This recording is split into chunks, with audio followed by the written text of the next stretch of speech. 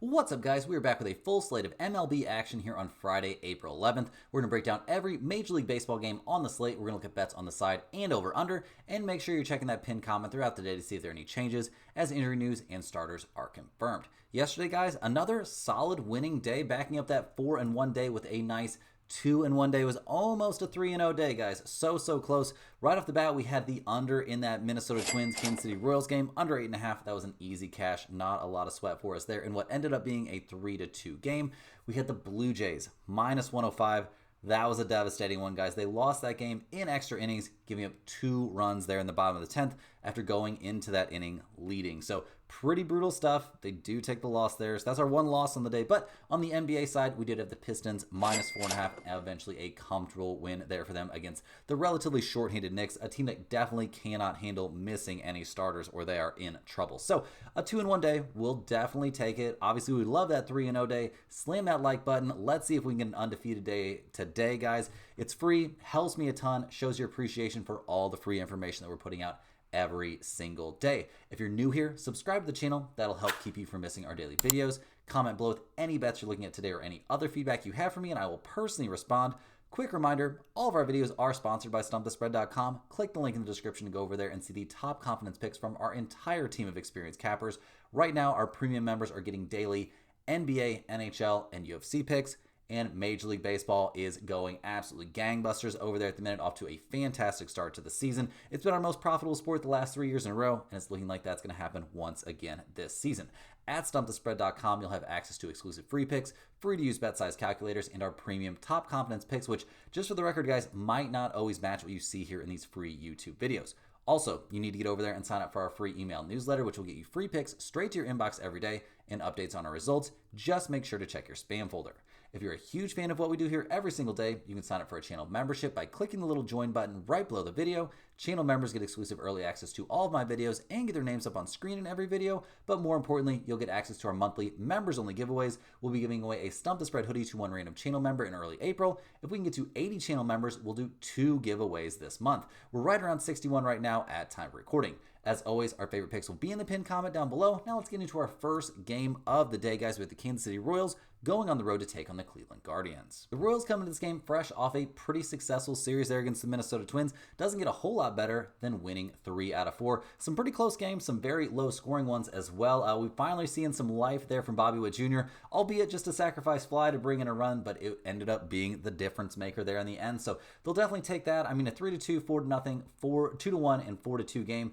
Obviously not a crazy amount of offense happening. They'll be hoping they can, get that going as they hand the ball in this one to Kris Bubic. He's 2-0 on the season, a 0.71 ERA. Going to be making his third start out there, and this 27-year-old lefty is having a pretty good time. He went against the Brewers his first time out, 6 innings, 3 hits, no runs allowed. He struck out 8 in that game. And then against the Orioles, 6 2/3 innings, 4 hits, 1 run. It wasn't earned, and he struck out 8 in that game also. So things are looking pretty good, and that's a couple decent offenses to be running through. So very good stuff there for him, and the Royals have to feel great with him on the mound. They're 2-0 when he pitches, so very good stuff there. The Royals bullpen off to a decent start to the year. We're not freaking out about anything that we get out of any bullpen right now because it's the early goings, but they're looking top 10 at the moment with a 3.28 bullpen ERA. The offense, like I was saying, guys, not exactly going nuts out there. Bobby Witt Jr., kind of coming back to life, batting .280 now. The slugging percentage is headed in the right direction. The on-base percentage still not where he would want it to be.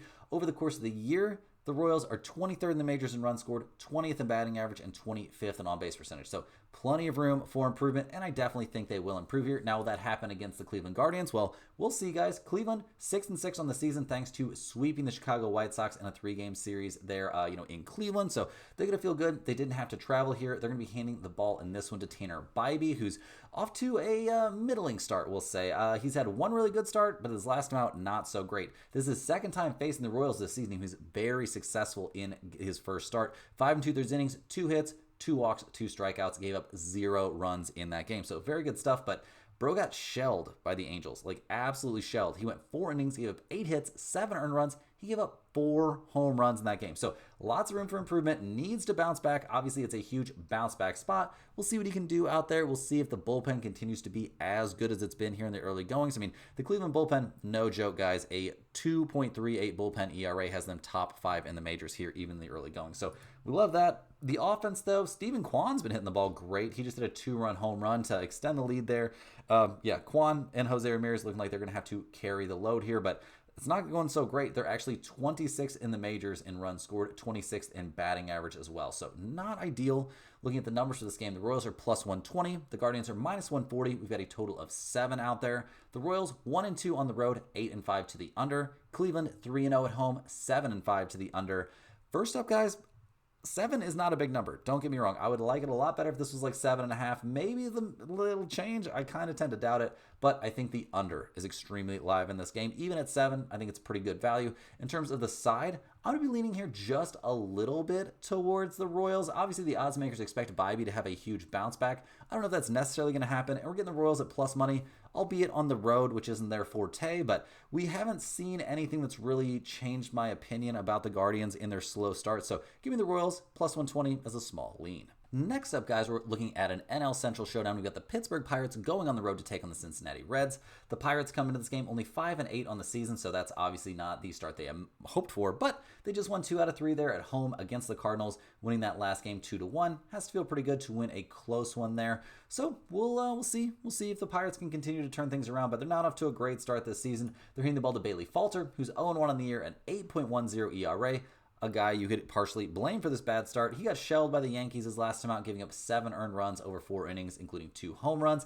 He didn't even have a very good start against the Marlins his first time out, so this is definitely somebody the Pirates have to be very, very concerned about here in the early goings, and it's not like when their starters come out, they can necessarily like super duper lean on their bullpen. It hasn't been terrible. A 3.86 bullpen ERA isn't the end of the world, but it's also not great, and the offense has not been amazing either. Pretty much, I'm not going to say completely bottom of the barrel, but they're managing to score a few runs, but they're last in batting average and second to last in slugging percentage, and nobody's off to a very good start for them. I mean, Brian Reynolds batting under 200. I don't care about your 2 home runs. You're batting under 200. You get 6 RBIs. Like it's pretty bleak. So we'll see if the Pirates can turn things around here against the Reds, who just won 2 out of 3 at San Francisco. So that's looking pretty solid. They're only 5-8 on the year though, so that's not what they're after. They're hitting the ball and listening to Brady Singer, who's been good. Obviously, a big acquisition for them. 2-0 on the year, a 2.25 ERA. His first start of the year was excellent against the Texas Rangers. I mean, 7 innings, gave up 1 hit and struck out 8, but then he got shelled. Not shelled. I don't know, kind of shelled. I'm going to be honest, guys. 5 innings, 9 hits, 5 runs allowed, only 3 of them were earned. He somehow qualifies for the win in that game thanks to crazy run support, but that is not something you can count on from the Cincinnati Reds this season. It's been a huge, huge problem. The bullpen for the Reds showed flashes of elite level pitching last year, but this year, kind of middle of the pack, a 3.86 bullpen ERA, so we'll see how that goes down the stretch. Ellie De La Cruz has 12 RBIs and a couple home runs, but bro is batting .250. This offense looking very problematic right off the bat here, guys. I mean, the very beginning of the season looked okay, but now it's not looking so good. They're last in on-base percentage, 25th in batting average. Like, this is looking like a team that's going to struggle at the plate once again. So I'm a little bit surprised to see them this big of favorites, although given who they're facing and given the pitcher they're facing, I guess it makes sense. But the Reds minus 155, the Pirates plus 130. We've got a total of 8.5 out there. Pittsburgh 2-5 on the road, 7-6 to the over. Cincinnati 2-4 at home, 7-6 to the under. This game feels a little bit coin flippy to me, and when that happens, you tend to want to take the team that's, getting the best price, but I'm going to be leaning here just slightly towards Cincinnati. Maybe they found something winning that series against San Francisco, although they really had to dominate out there. I mean, in the games they won, they allowed 0 runs and scored a grand total combined of 3. So this game, nowhere near the pin comment. You could maybe even talk me into the under, theoretically, but I have very little faith, very little trust in either one of these teams. Next up, guys, we're looking at the Atlanta Braves going on the road to take on the Tampa Bay Rays. The Braves come into this game, guys, 2-9 on the season. They're currently in a rain delay in the top of the 7th, tied up there with the Phillies. So we'll see how that one goes, but it's getting pretty brutal out there because they're going to have to leave Atlanta after this game ends, whenever the hell it ends, and head to Tampa Bay. So Yeah, not great. Not what they're looking for. Obviously, that's not any sort of long, terrible flight, but it's not ideal. They're slated to be handing the ball in this one to Bryce Elder, who's not yet to record a result this season, but hasn't had a great time. He's only made one start. It was against the Dodgers, and that went the way. A lot of starts are going to go against the Dodgers this year. The young guy went 4 innings, gave up 3 hits, 3 earned runs, a couple of home runs, and a 6-5 loss there for the Braves. So that's not great. The Atlanta bullpen this season hasn't exactly been killing it out of the gate. 4.50 bullpen ERA is not what you are hoping for, obviously, and the bats have been a big part of the reason they're only 2-9 on the season. They've dealt with some injuries and stuff, guys. We see Acuna, he's dealing with stuff. Like it's not looking great. It's not looking great for the Braves. They're tied for 28th in the majors right now in runs scored, and the bats aren't looking good. There's no way around it. So a struggle spot, no doubt about it here for the Braves. They're going on the road to take on the Tampa Bay Rays, who are 5-7 on the season. They just lost 2 out of 3 against the Angels, so that's not great. But they're handing the ball to Taj Bradley, which could be good, could be bad. It's been a tale of 2 starts for this guy. I mean, a very good start against the Colorado Rockies, and then a very problematic start there against the Rangers. He did last 5 innings, but he gave up 4 earned runs and a couple of home runs. He struck out 7 in each of his first 2 starts of the year, so it seems like his stuff is okay, but he's a young guy. He's 24 years old. Like, let's not freak out. Let's give Taj Bradley a little bit of time to settle into the season. And I think this could be a big bounce back spot for him against a struggling offense and what is going to be a very, very tired team, guys. The Tampa Bay Rays bullpen has been, top half of the majors so far this season. A 3.72 bullpen ERA, not a problem there. I haven't loved what I've seen from their offense. They are top 10 in batting average and on base percentage, though, so they're headed in the right direction. Brandon Lowe off to a very good start, batting nearly 300, 3 home runs, 8 RBIs. Bro's doing some good stuff out there. So look at the numbers. I expect these to change a lot, so you might want to jump on this pretty quick, but the Braves are plus 100. The Tampa Bay Rays are minus 115. We've got a total of 8.5 out there. Atlanta 0-7 on the road this season. Who knows how this game they're currently playing with the Phillies is going to end. They're 6-4-1 to the under. Tampa Bay 5-4 at home, 8-4 to the under. So you could talk me into under 8.5. I honestly think that's pretty good value, but I think the much better value in this game is the Tampa Bay Rays at minus 115. Atlanta's going to be exhausted after this whole rain delay debacle and then having to travel. Definitely give me Tampa Bay here at minus 115. I think we see a bounce back start from Taj Bradley, and I think the struggles of the Atlanta Braves are going to continue. Rolling right along here, guys, we're looking at the San Francisco Giants going on the road to take on the New York Yankees. The Giants come into this game 9-3 on the season. They just lost 2 out of 3 against Cincinnati, so cooling off a little bit after that hot start, but still, I don't think they're too upset. They're handing the ball in this one to Robbie Ray, who's 2-0 to start the year, a 3.18 ERA. He's been part of the reason for their success, but with starts against the Reds and the Seattle Mariners, let's not give this guy the Cy Young right away. He gave up 2 home runs against Cincinnati in what was eventually a 6-3 win there for the Giants. So I'm not giving him too much crap. But then against Seattle, he also gave up a home run. He went 6 innings in what ended up being a 4-1 win in that one for the Giants. So good stuff from Robbie Ray, this veteran, though. I don't know if we're exactly going to see this elite kind of performance or even good performance continue. He's about to take on a real juggernaut. So we'll see how that goes. The Giants' bullpen has been amazing to start the year. A 1.79 bullpen ERA is elite, top 3 in the majors. So that's very, very good. Props to them. The offense has been, I would say, good. Top 10 in runs scored, 18th in batting average, 26th in on-base percentage. So we do expect that top 10 runs scored thing to start going drastically downhill. We'll see how that goes. Obviously, they've got a few guys off to pretty decent starts. I mean, Wilmer Flores hitting the ball well, 5 home runs, 14 RBIs in the early going. So that all looks good. We'll see if they can continue looking good against the Yankees, who are 7-5 on the season. They just dropped 2 out of 3 against Detroit, but did win Game 3 there. So now they get to go back home to Yankee Stadium. We'll see how things look. They're handing the ball to Marcus Stroman, who not off to exactly the hottest start to the year, but it's Marcus Stroman, so let's not be too shocked. He has avoided taking any losses because he's gotten tons of run support, one of the big benefits of pitching for the Yankees, especially when you're facing NL Central opponents. I mean, he went 4 2/3 innings, gave up 3 earned runs against Milwaukee in a game the Yankees won 12-3, and then against the Pirates, 4 innings, 4 earned runs in a game the Yankees won 10-4. So we'll see if Stroman gets insane run support once again in this one. We'll see if the Yankees bullpen can kind of start to pull things together. An ERA almost to 4 is not what they're hoping for from that bullpen in general. The offense has obviously been doing Yankees kind of things. I mean, they're second in the majors in runs scored this season and first in slugging percentage, but they cooled off drastically there at Detroit, scoring 2, 0, and 4 runs respectively. So kind of bounce back territory here for the Yankees offensively. We'll see how that goes here down the stretch. Obviously, they're not like fully healthy yet, but they're healthy enough. I'm not cutting the Yankees too much, too much slack. Looking at the numbers, we see the Giants plus 105, the Yankees minus 125. We got a total of 8. San Francisco is 5-1 on the road. When you look at who they played on the road, kind of loses some of its luster. They are 7-5 to the over. The Yankees 4-2 at home, 7-4-1 to the over.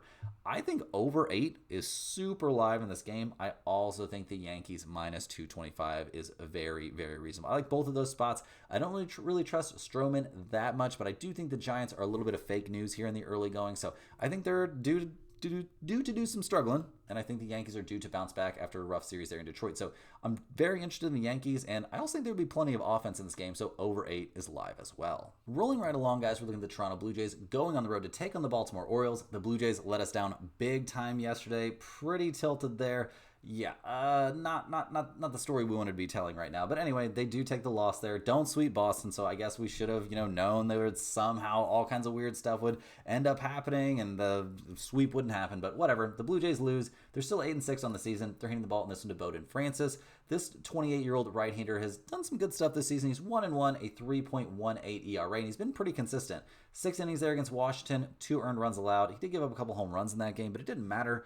Ended up being solo home runs and a 5-2 win there for Toronto. His second start was against the Mets, not the easiest opponent. He still lasted 5 1/3 innings, gave up 6 hits, only 2 earned runs, and struck out 6. So pretty solid stuff. I'm expecting good stuff from him moving forward. The problem confronting us at the moment, the Toronto bullpen not looking too hot, a 4.47 bullpen ERA. Definitely falls into the problematic category. The offense for this Blue Jays team has been pretty good. 7th in the majors in batting average, 8th in on-base percentage. The run scored numbers I honestly expect to maybe come up a little bit here. We'll see how that goes, but I'm hoping, or maybe not hoping isn't the right word, but I think we'll see better stuff here from the Blue Jays down the stretch. They're going on the road in this one to take on the Baltimore Orioles, who are 5-8 on the season, not the start they had envisioned. They're going to be hitting the ball in this one to Tomoyoki Sugano. He comes into this game, guys, making his 3rd start of the year, and the first 2 have been very solid. He did have a start against Toronto already. That was in Toronto. He went 4 innings, gave up 4 hits, and 2 earned runs. No home runs. He backed it up with a very reasonable performance there at Kansas City. 5 1/3 innings, 5 hits, 1 earned run allowed in that game. So some pretty good stuff. We'll see if he can, back it up, have another good start against the team that he just faced. He's going to be praying for some run support, and that has not been super reliable from this team, which obviously a squad that's built on the idea of hitting a lot of home runs, and that just hasn't been part of their journey. They're 16th in the majors in slugging percentage, 12th in runs scored. Nobody's off to that insane of a start. I mean, Cedric Mullins is hitting the ball well, but nobody's really crushing it right now for Baltimore, which is a problem for this team. Their bullpen is not a problem, though. They've been around top 10, 3.35 bullpen ERA. Now, do I think that's going to continue forever? I don't know about that one, guys. The Blue Jays are minus 105 in this game. Baltimore, minus 115. We've got a total of 8.5. Toronto, 3-4 on the road, 10-3-1 to the under. Baltimore, 1-2 at home, 7-5-1 to the over. Feels weird to be considering an under here in a Baltimore Orioles game, but I'm definitely considering under 8.5. I'm not going to be back on the Toronto Blue Jays. I don't trust them enough. I'm not going to be on the Baltimore Orioles. I don't trust their bats enough, so under 8.5 is my lean on this one, but no pin comment here. The next game we're taking a peek at, guys, we've got the Washington Nationals going on the road to take on the Miami Marlins. The Nationals 5-7 to start the year, and I didn't have this one on my bingo card, guys. The Nationals just won 2 out of 3 there against the Dodgers. Pretty good stuff. Plucky young team. We'll see if the Nationals can keep something good going here as they hand the ball to Mitchell Parker, who's off to a dazzling start. This young 25-year-old lefty is 2-0 to start the year, a 0.73 ERA, and he's faced the Phillies and the Arizona Diamondbacks. That's pretty crazy. He did give up 7 hits to the Phillies, but 0 earned runs and struck out 5. And then against Arizona, he backed it up. 6 innings, 2 hits, 1 earned run. He did walk 4, so that's a control problem. I mean, shocker that the 6'4", 25-year-old lefty is going to walk some dudes, but he had a pretty good game. Not going to be a problem. You might want to walk some guys against the Diamondbacks. So pretty good stuff there from Mitchell Parker. In terms of the bullpen for the Nationals, guys, it's been abysmal. A 5.91 bullpen ERA is not going to get the job done, although they looked okay against the Dodgers. So give them some credit where credit is due. Their offenses looked okay. They scored 5, 8, 6, 5, and 4 runs over their last few games. We've seen C.J. Abrams off to a decent start, Ruiz off to a decent start. They're average. That's better than we would have expected. 7th in slugging percentage, but 15th in runs scored and 15th in batting average. So definitely positives right now for the Washington Nationals as they go on the road to take on the Marlins, who are 6-6 on the year. They're fresh off winning 1 out of 3 there at the Mets. At least they got one win. They're going to be handing the ball to Cal Quantrill, who's 1-1 on the year with a 6 ERA. He had a terrible start against the Mets, then a very good start at the Atlanta Braves. 5 innings, 4 hits, no runs allowed. He struck out 4, and that was a 4-0 win there for the Marlins. So Miami, not a team you're expecting to, do very well this season, obviously. The bullpen has certainly been below average, a 4.03 ERA, nothing to write home about. The offense, it's done some things. They're 22nd in the majors in runs scored, but they are above average technically in batting average and average in on-base percentage, so that's a step in the right direction for a rebuilding franchise. Looking at the numbers, the Nationals are -122, the Marlins are +107. We've got totals out there of 8 or 8.5. Washington 0-3 on the road, 7-5 to the over. Miami 4-3 at home, 6-6 to the over/under. I think this is a great spot to A, be on the Washington Nationals, and B, maybe take a look at under 8.5. I'm not expecting Quantrill to get destroyed out there. I'm expecting very good stuff from Mitchell Parker. So yeah, definitely give me the Nationals as my main lean in this one. It's got a great chance to end up in the pinned comment. Rolling right along here, guys, we're looking at the Boston Red Sox going on the road to take on the Chicago White Sox. Boston 7-7 on the season. They just lost 3 out of 4 there against Toronto, and honestly should have lost all 4. So all is not right there for Boston. They're handing the ball in this one to Sean Newcomb, who's 0-1 to start the year, 5.19 ERA. A pretty terrible start there against Baltimore to get his year underway, but then a decent outing against the St. Louis Cardinals. 4 2/3 innings, 6 hits, an earned run, but only 1.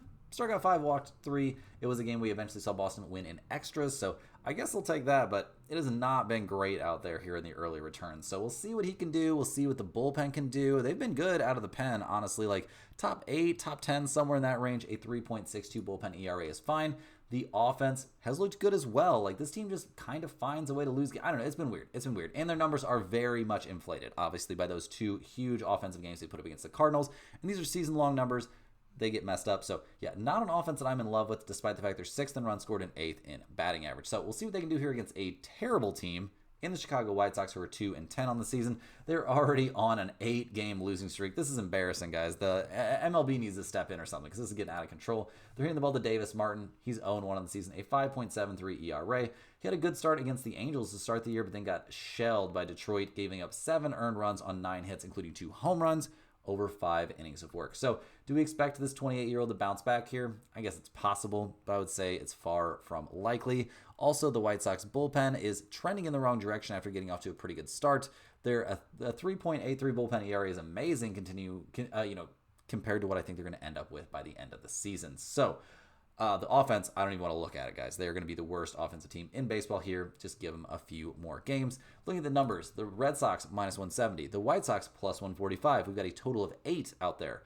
Boston 3-4 on the road, 8-4-2 to the under. The White Sox 2-4 at home, 6-5-1 to the under. I'm not interested in the total in this game, but I'll definitely take the Red Sox at -170. I wouldn't, no shame to anybody who wants to take them -1.5. You could probably just fade the White Sox in every game this season. You could even take them against the run line every game this season, and I think you would come out ahead. So definitely give me the Red Sox here at -170. It's got a chance to end up in the pin comment, even if it's not a great price. Rolling right along, guys, we're looking at the Los Angeles Angels going on the road to take on the Houston Astros. The Angels 8-4 on the season. They just won 2 out of 3 there at Tampa Bay, winning 11-1 in the last game of that series. So very good stuff there. Not a lot of negatives. We're seeing Mike Trout come alive. 5 home runs, 11 RBIs. He's batting only .205, so that's a number I expect to get better as the season goes on. Jack Ohanowitz is going to be on the mound for him in this one. This young 24-year-old right-hander, 1-0 on the season, a 3.27 ERA. Bull starts very, very similar, which is a little bit weird since one of those starts was against the White Sox. He went 6 innings, gave up 4 hits, 2 earned runs, and a home run in that game while striking out 4. It was a 3-2 win there for the Angels. Then a 10-4 win that he was part of. He went 5 innings, gave up 4 hits, 3 runs, 2 of which were earned, and 2 home runs against Cleveland. So Bro needs to work on his control a little bit. Shocker that the young, 6'7" dude has a little bit of control problems, but really not a whole lot to complain about. Bro's 24 years old. Let's cut him a little bit of slack. The Angels bullpen, on the other hand, is definitely, they were bad last year, really bad, and they're not off to a great start either. A 5.45 bullpen ERA is certainly a concern. Going into this game, we'll see if it's a big deal. We'll see if the offense can continue to just cruise. Logan O'Hoppe off to a good start. Obviously, we were just, already talking about Mike Trout off to a good start. They're 13th in the majors in runs scored, 8th in slugging percentage. Maybe they found something here for the Angels in the early goings. They're going to need it probably going up against the Astros, although Houston did just lose 2 out of 3 at Seattle. That's not the best look, not the worst look. We'll see what Seattle does over the course of the season, but the Astros battling another slow start to the year. They're hitting the ball to Ronel Blanco in this game, who's not up to the best start either. 0-1 on the season, a 9.45 ERA. He only lasted 1 2/3 innings against the Twins his last time out in a game that miraculously the Astros came back and won 9-7 in extras, but he did not look good out there, did not look good at all, hasn't looked good in either one of his starts. He got shelled by the San Francisco Giants in a 5-inning start to open his season. So not loving that. The Astros bullpen, I'm not going to exactly, I'm like I keep saying, guys, try not to overreact, but they're middle of the road right now, a 3.77 bullpen ERA. We need more data. The offense, though, has been not good. Tied for 26 in the majors in runs scored. Jose Altuve is really the only guy hitting the ball well. They're last in slugging percentage. Not a lot of good things to say about the Astros offense right now, so I'm a little bit surprised to see the numbers for this game.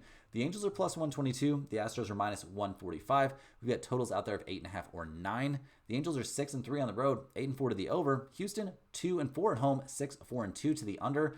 I've got some faith here in Jock Kohanowitz. I know the odds makers think Blanco is going to have a bounce back here, but I just don't see it. The Angels are swinging the bats okay. Blanco has not looked like himself here in the early returns.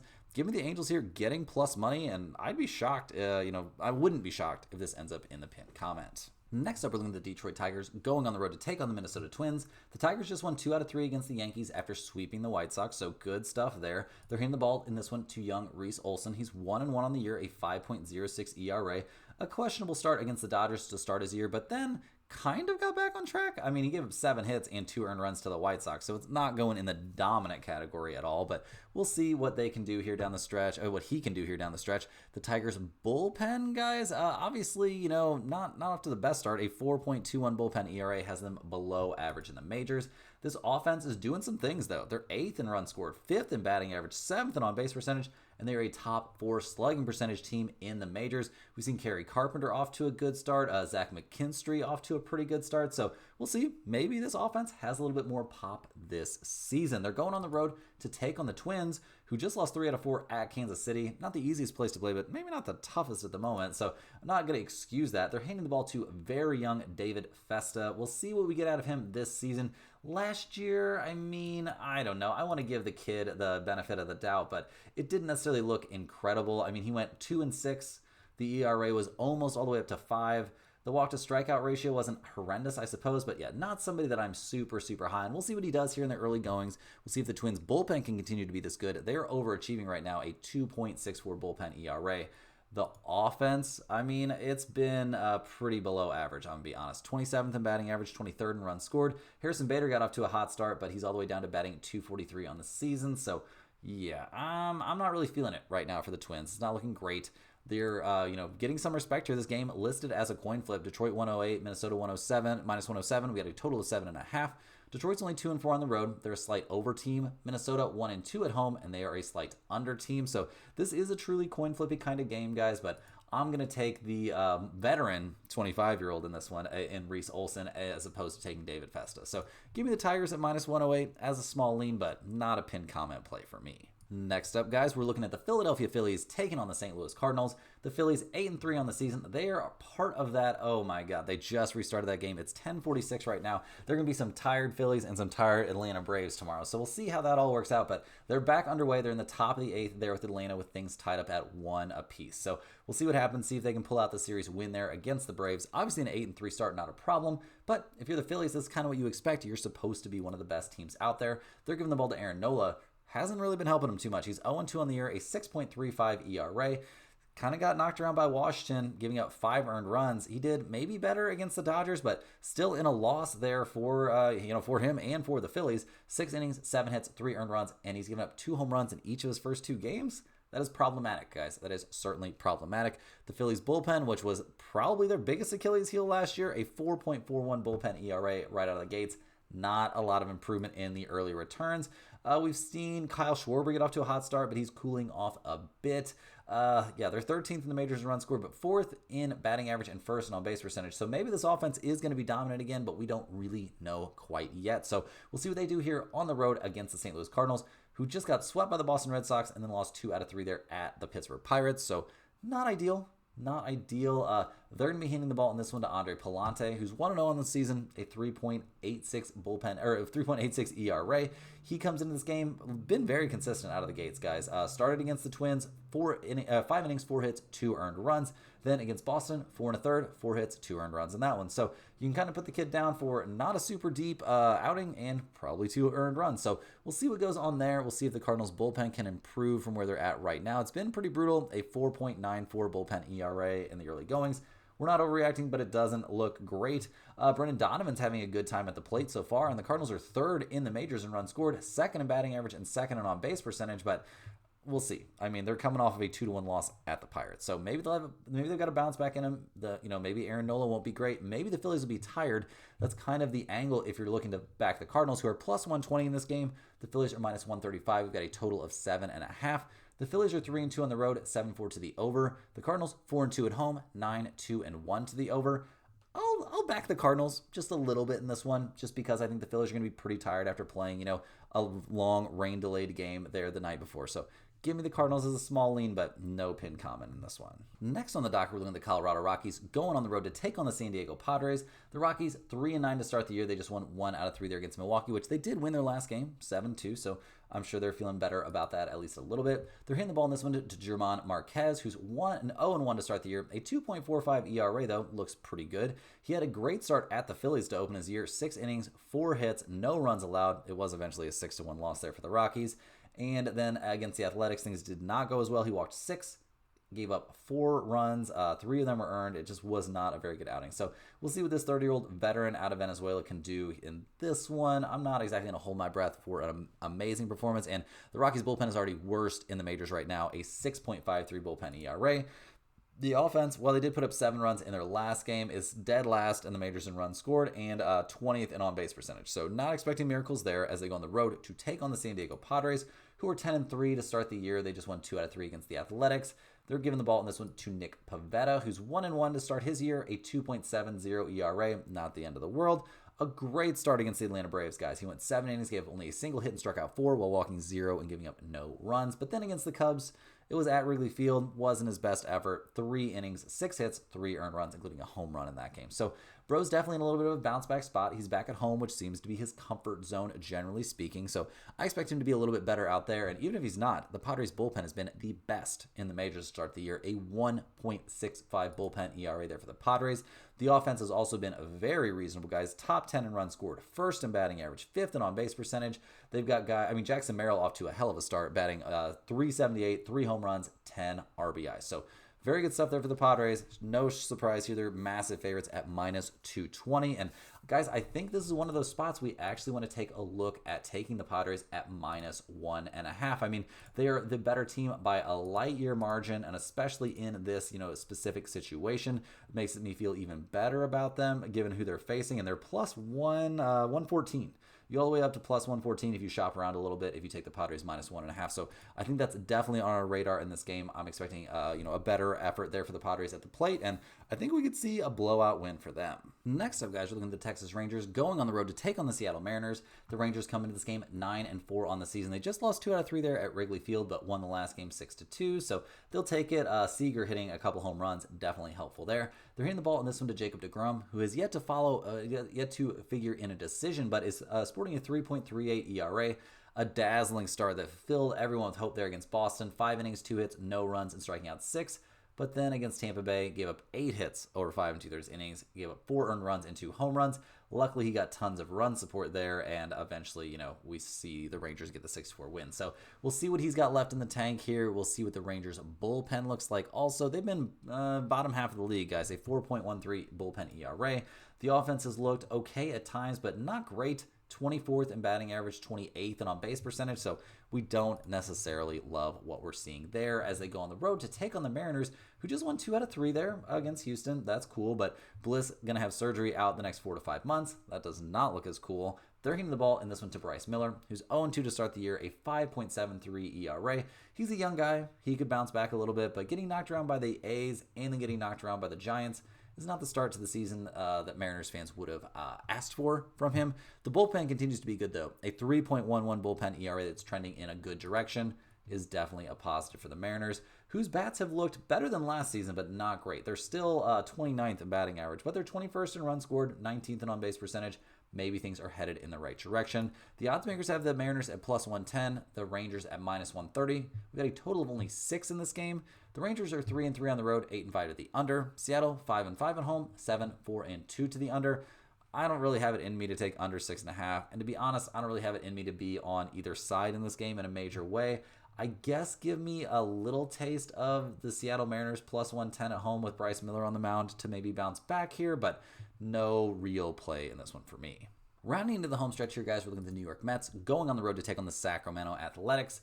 The Mets come into this game, guys, 8-4 to start the year. They just won 2 out of 3 against the Marlins, losing that last one 5-0. Not the best way to end a series.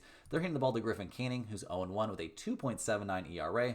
Bro's been throwing the ball well. A very good start there against Houston, giving up 2 earned runs over 5 2/3 in a game we eventually saw the Mets lose 2-1, and then being on the right side of a 3-2 game against Toronto, where he went 4 innings, gave up 4 hits, and only a single earned run in that one. So they'll be hoping he can run it back, maybe go a little deeper into the game. The Mets bullpen, though, has been dominant. A 1.70 bullpen ERA is pretty nuts. The bats have been okay. Pete Alonso's been leading the charge here, which is a little bit concerning given a certain big name acquisition they made for $1 billion.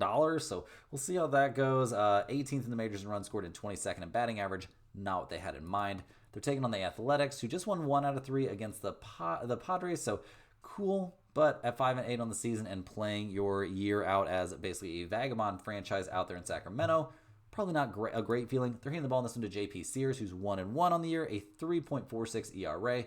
He's started against the Mariners and the Colorado Rockies, and he was fine in both those starts. But those are against 2 pretty horrible offensive teams, and now he's got to go up against the Mets.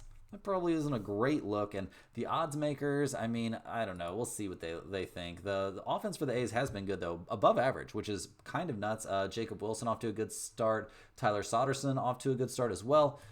The bullpen for the A's, guys, I'm not too excited about. A 5.17 bullpen ERA is not good. That's a big part of the reason the Athletics are plus 115. The Mets are minus 135. We've got a total of 10 out there, which is kind of nuts. The Mets 3-3 on the road, 9-3 to the under. Sacramento 1-5 at home, 7-4-2 to the over. I'm gonna take the Mets here. I'm not gonna mess with that total of 10. Seems like we're seeing some pretty crazy stuff in that, not major league ballpark there in Sacramento. So giving the Mets a minus 135, I think this has some value to it. Last but not least, guys, we're looking at the Chicago Cubs going on the road to take on the LA Dodgers. The Cubs are 9-6 on the season. They just won 2 out of 3 against the Rangers. So that's not a bad start to the year. They're already putting themselves atop the NL Central. They're giving the ball in this one to Matthew Boyd. He's 1-0 to start the year, and this big left-hander is looking good. He's a veteran out there, so I'm not shocked to see him get off to a good start, dominating the Arizona Diamondbacks. 5 innings, 4 hits, no runs allowed. Then against the Padres, 6 innings, 5 hits, no runs allowed. So obviously he's getting a little bit lucky to have an ERA of 0, but you gotta love the way he's throwing the ball here in the early goings. Now the Cubs bullpen has been a problem, an ERA of nearly 5 out there, so that's not great. Gonna have to find a way to address that at some point, Cubs. The offense has been very playable. Tops in the majors right now. First in runs scored, 10th in batting average, 3rd in on-base percentage, and top 10 in slugging percentage as well. A lot of positive guys. We see Nico Horner, Kyle Tucker, both hitting the cover off the ball here in the early going. So can they keep that going here on the road against the Dodgers, who are 10-4 to start the year and just lost 2 out of 3 against the Nationals? Now they did win Game 3 of that series, 6-5. They're hitting the ball in this game to Yoshinobu Yamamoto, who's 1-1 to start the year, a 1.69 ERA. This is his 4th start of the year. He already started against the Cubs once and was very good. 5 innings, 3 hits, 1 run allowed. 1 walk, 4 strikeouts. That was, back on the 18th of last month, so you can tell when that was. That was part of that, weird series there in Japan. So we'll see how things go. He backed that up with good starts against Detroit and the Phillies. So I'm expecting good stuff from him out there, even against the Cubs, who've been hitting the ball pretty well. The Dodgers bullpen has been a very good 2.25 bullpen ERA, top 4 in the majors. And the offense, guys, have been pretty much what we expect to see from the Dodgers. Maybe not even quite good enough. They're 5th in runs scored and 2nd in slugging percentage, and they're numbers that I could see definitely going up. I mean, Teoscar Hernandez off to a monster start. So look at the numbers. The Cubs are plus 165. The Dodgers are minus 200. We've got a total of 8 out there. The Cubs are 5-2 on the road, 11-3-1 to the over. The Dodgers 6-0 at home, 9-5-2 to the over. So despite there being two very good starters on the mound, I don't have that much faith in the Cubs bullpen, so I could theoretically be talked into an over in this game, but in terms of a side, I just don't think the Dodgers are 2-1 favorites in this game. Like, I know Yamamoto is a monster, but Boyd's been really good against some really good opponents. I think he keeps them in it. I do worry about the Cubs bullpen, so maybe you could take the Cubs in the first 5. I don't know. That seems a little bit crazy, but I am leaning towards the Cubs here at plus 165, but no pin comment here for me. That's all the games we have time for today, guys. Hit that like button for good luck on all of your bets. Subscribe to the channel if you're new. Get in the comments, let me know any questions you have about today's slate, but most importantly, click the link in the description.